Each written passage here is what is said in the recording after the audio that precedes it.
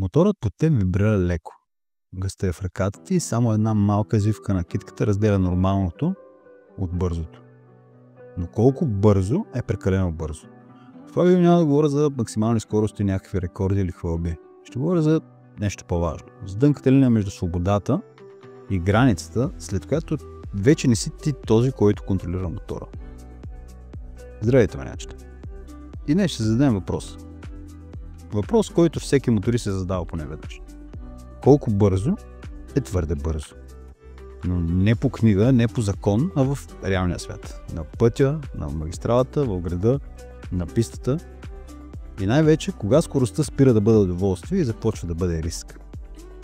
Да започваме. Първо, има нещо, което всеки моторист трябва да разбере. Има два вида бързо.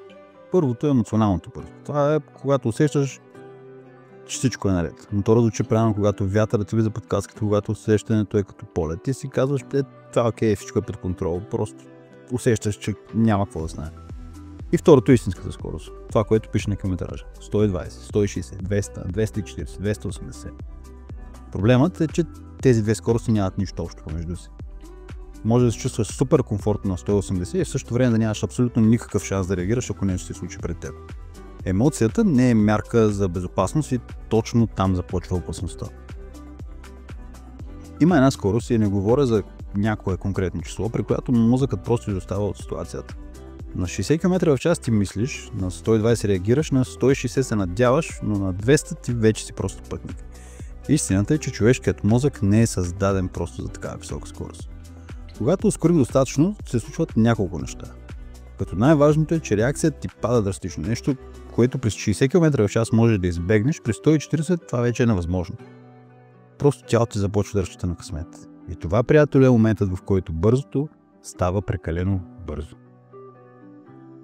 И аз съм минавал там. Има моменти, в които просто съм карал по-бързо, отколкото трябва. И това не е за да се правя или да се доказвам на някой, просто защото моторът те кара да вярваш, че можеш. И след всяко такова каране идва един момент на тишина, просто спираш някъде или след всеки close call, който имаш. Спираш и просто сваляш каската и дишаш. И си казваш, че наистина това беше прекалено близо. И всеки, който кара мотор, поне веднъж в живота си има такъв момент. И точно този момент ни напомня колко тънка е границата. Доста често са ме питали колко вдига твоят мотор. И честно казвам, за мен това е най-безсмисленият въпрос. Защото истинският въпрос е за колко време можеш да спреш. Всеки мотор може да ускори. И това всеки моторист го знае. Малко мотористи обаче могат да се справят с последствията от тази висока скорост. Като скоростта сама по себе си не е проблем. А когато нямаме контрол, там вече се появява проблема. И стигаме до момента, в който трябва да говорим на този въпрос. Колко бързо е прекалено бързо? Но истината е, че няма универсален отговор. 300 км в час на Mugello е нормално, 300 км на магистралата София-Пловдив вече друг разговор. Скоростта сама по себе си, пак повтарям, не е опасна. Опасно става, когато нямаш пространство, нямаш видимост, нямаш сцепление, нямаш време. Всичко опира до контекст и от различната ситуация. Затова нека ги разгледаме скоростите в различни ситуации, кога стават твърде бързи. Дори и за опитни карачи.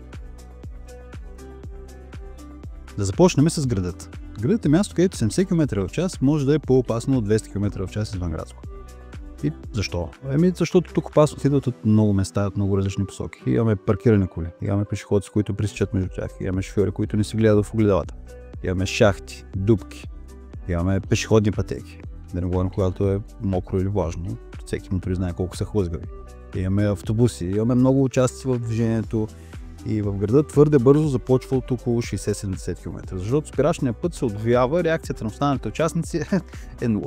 При 50 км ти трябват приблизително 12 метра за да реагираш и още 14 метра за да спреш. При 70 км вече сме над 40 метра. В града тези 40 метра просто и нямаш. И тук скоростта твърде бързо е много по-ниска, отколкото хората си мислят.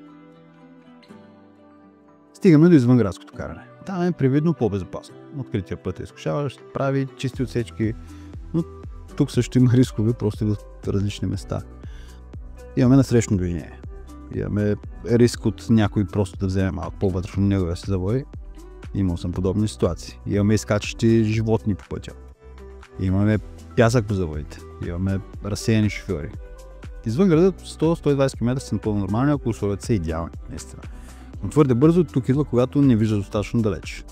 Има влага, има сенки, има трафик, има много неравност. Да не говорим пътчета в България. При 180 км нагоре, което тази скорост няма какво да се лъжем, голяма част, да не казвам 97% от мотористите караме с над 180 км извън градско. Но тази скорост на двулентов път просто е опасна. Каквото и да си говорим, няма как някой да ме убеди, че това не е опасно. Независимо колко опит имаш, независимо колко си добър.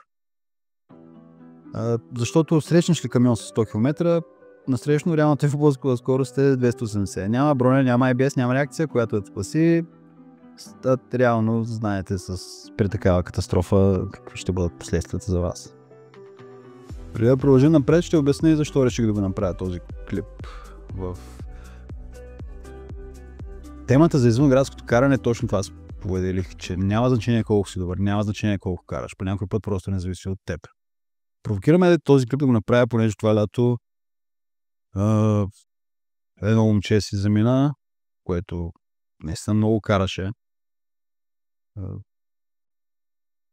Ако зависело от него в дадена ситуация само, съм сигурен, че нямаше да има този фатален изход. Но истината е, че не винаги зависи от нас.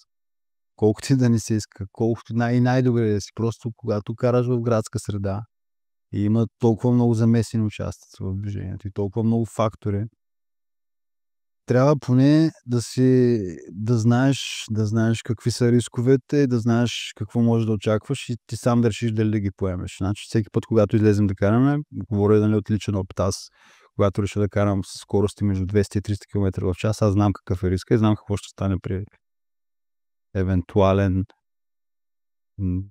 сблъсък с каквото и да е. И истината е, че просто трябва да разсъждаваме реално какви ще бъдат последствията. Нека да не се залъгваме. И пак казвам, това, че много караш, в някои ситуации не може да те отърве. Просто наистина по някой път не зависи от теб. Не зависи от теб. Стигаме до магистралата. Там къде е границата. Тук идва един от любимите ми въпроси. Магистрала колко бързо е твърде бързо? Нека си го кажем честно. 140 км изобщо не е бързо за съвременен мотор. Нито Паролан, нито джиксерите, нито нинджите, нито който и да е 600 кубиков мотор или 1000 кубиков мотор, че дори турарите 140 км за мотор не е бързо. Но там проблемите започват пак са сходни. На магистрала колите се сменят ленти без да гледат. Имал съм ситуация, в която аз съм се понабремчил малко отзад, карам с лява лента с цъкнат дълъг фар, но едно BMW единичка червено никога няма да го забравя, просто излезе. Започна да правя маневра и трябваше да мина между мантинелата и него с кофти скорост и тогава просто отбих и ми трепериха краката. Има вятър на магистралата, който е силен, има лош асфалт, пак са същите фактори, пак има много неща, които могат да се случат. Ти на 200 км вече нямаш време за реакция. Случва се нещо на 200 и имаш по-малко от половина секунда да играш. Реалистично за повечето мотористи твърде бързо магистралата е над 200 км. И лошо време, ако е над 150 вече пак е кофти. И повтаряме си го отново. Моторът може със сигурност, но средата просто не ни позволява. И стигаме къде можем да си позволим тези неща, къде можем да си пробваме моторите, на писта. Това е единственото място, където прекалено бързо означава перфектно.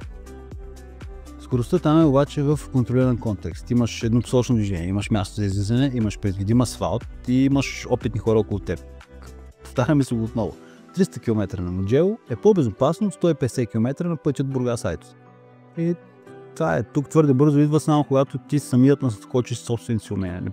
Не познаваш траекторията, нова ти писта, прегреят ти гумите, някакви такива неща, които се зависят повече от теб. И реално пистата е мястото, където да тестваш своите лимити, а не лимитите на пътя. Като завинаваш, ще кажем, че има един момент, и този момент съм сигурен, че всеки един моторист го усещал. И това е момент, когато свикнеш с скоростта, когато 160 се струва глобално, когато 220 вече просто не те стряска и си круизваш на 220. Проблемът е, че мозъка се адаптира към усещането, но реалността не се променя. Спирачният път си остава същия, време за реакция още по-кратко. Точно за това много опитни карачи се заминават по този начин. Не защото не могат, а защото подценяват колко бързо всъщност е бързото. Така че колко бързо е твърде бързо. Толкова бързо, че да не можеш да реагираш на време. Толкова бързо, че средата около теб не може да ти прости грешка. И толкова бързо, че карането спира да е забавно. И става просто борба за оцеляване. Скоростта, удоволствие на свободата идва, когато знаеш кога да я използваш и кога да оставиш за пистата. Това беше всичко от мен. Благодаря за вниманието. Чао и до следващия път.